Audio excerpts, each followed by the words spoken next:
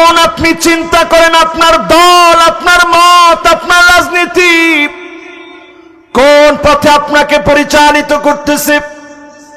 ওই পথে যাওয়ার কারণে নবীজির শাফাত আপনি পাবেন কি পাবেন না একটু হিসাব মিলায় নেন।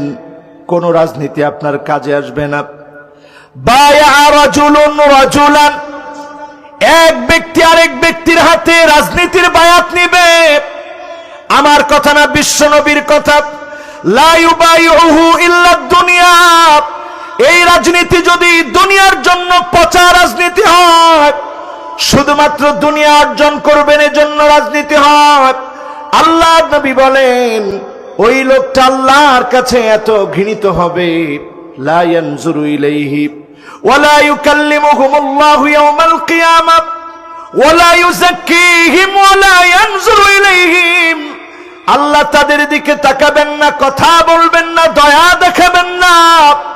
আপনি যদি দুনিয়ার স্বার্থে, পদ পদবীর স্বার্থে রাজনীতি করেন, এ রাজনীতির কারণে যিনি আপনার পর হয়ে যাবেন তিনি কি?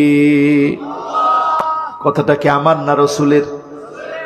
আমার কথা হলে আপনারা না মানলে কোনো আপত্তি ছিল না, কিন্তু আমার ভাইরা বিশ্ব নবী বলে গিয়েছেন লা ইউবাইউহু ইল্লা দুনিয়া, শুধুমাত্র দুনিয়া লাগবে, দুনিয়া অর্জন করব, দুনিয়ার জন্য যদি আপনি রাজনীতি করেন, এই রাজনীতি আপনাকে জাহান্নামের দিকে নিয়ে যাবে। আল্লাহ দয়া দেখাবেন না, মায়া দেখাবেন না, কথা বলবেন না।